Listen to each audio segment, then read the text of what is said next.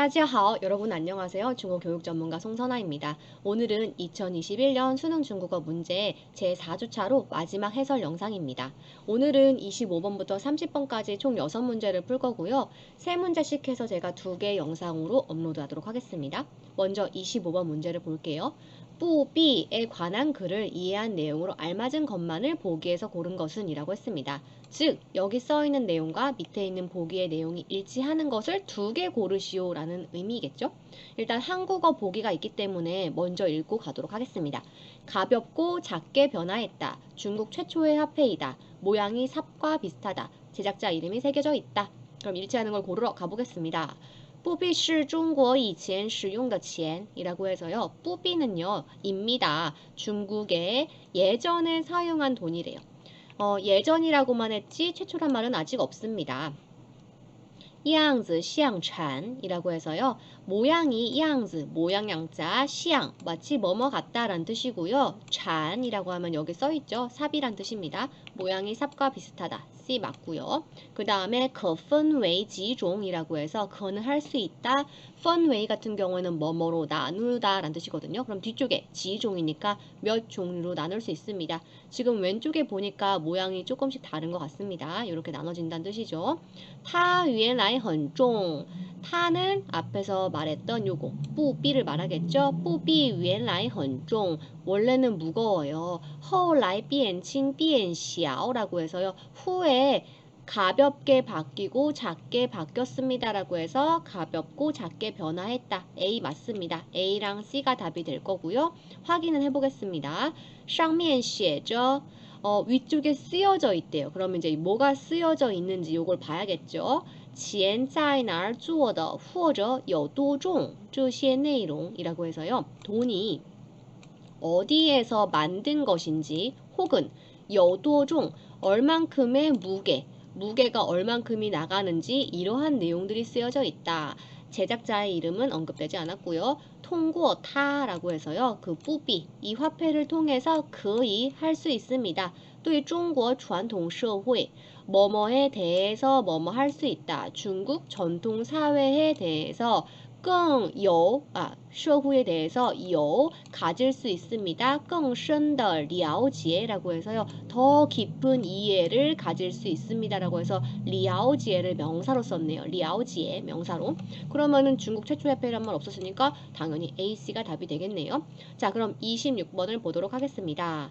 쉬시아크에 관한 글을 이해한 내용으로 알맞지 않은 것은 즉 일치하지 않는 걸 고르라고 했고요. 지금 보니까 한국어네요. 그러면 한국어 먼저 해석을 해보고 넘어갈게요.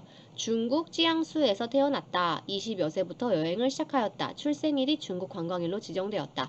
30여 년 동안 중국 대부분 지역을 돌아다녔다.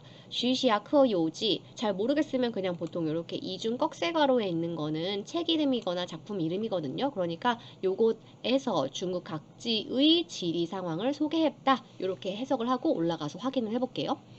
徐霞客是中国有名的地理学家、旅行家라고 했습니다. 사람 이름이었죠. 쉬시아커는요. 입니다. 중국 유명한 지리학자, 여행가입니다. 지리학자이면서 여행가인가 봐요.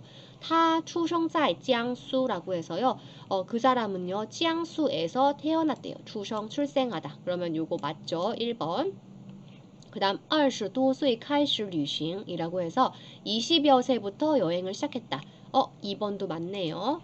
그 다음 用30多年的时间走遍了中国大部分的地方이라고 했으니까 사용하다 30多年的时间을 시간을 사용하는데 30여 년의 시간을 사용해서走는 걷다란 뜻이고 B에는 처음부터 끝까지 한 번을 말하는 양사로 쓰이기도 하고요. 이게 두루편자잖아요. 그래서 쭉 한 번 다 갔다 온 거죠. 한 번 쭉 다 둘러봤대요. 走遍了 한 번 쭉 처음부터 시작 전부터 다시 돌아와서 끝에까지 다시 한번 쭉 돌아봤대요. 중국 大部分的地方이라고 해서 중국 대부분의 지역을 쭉 한번 거의 다 돌아봤습니다. 라고 해서 30여 년 동안 중국 대부분 지역을 돌아다녔다. 맞습니다. 他用写日记的方法완成了 땡땡땡 요 책 쉬샤커 요지라고 했는데요. 그 사람은요. 사용하다 写日记的 方法 일기를 쓰는 방법을 사용해서요. 완成了 요 책을 완성했대요. 쉬샤커 유람기 정도가 되겠죠. 여행하면서 쓴 기록이니까요. 그럼 지금 보니까 아직 일기 형식으로 썼다 뭐 이런 건 아직 없고요. 그 다음 在书里介绍了中国各地的地理情况이라고 해서요. 책 속에서 소개했습니다. 뭘요? 중국 각지의 지리 상황을 소개했대요. 그럼 맞죠? 중국 각지의 지리 상황을 소개했다. 그러면 답은 3번일 것 같은데 확인을 해보겠습니다. 수중 책 속에서 第一篇日记的时间이라고 해서 책 속에 제1편의 일기 제일 첫 번째 일기 시간이 5월 是 5月 19日라고 해서 5월 19일인가 봐요.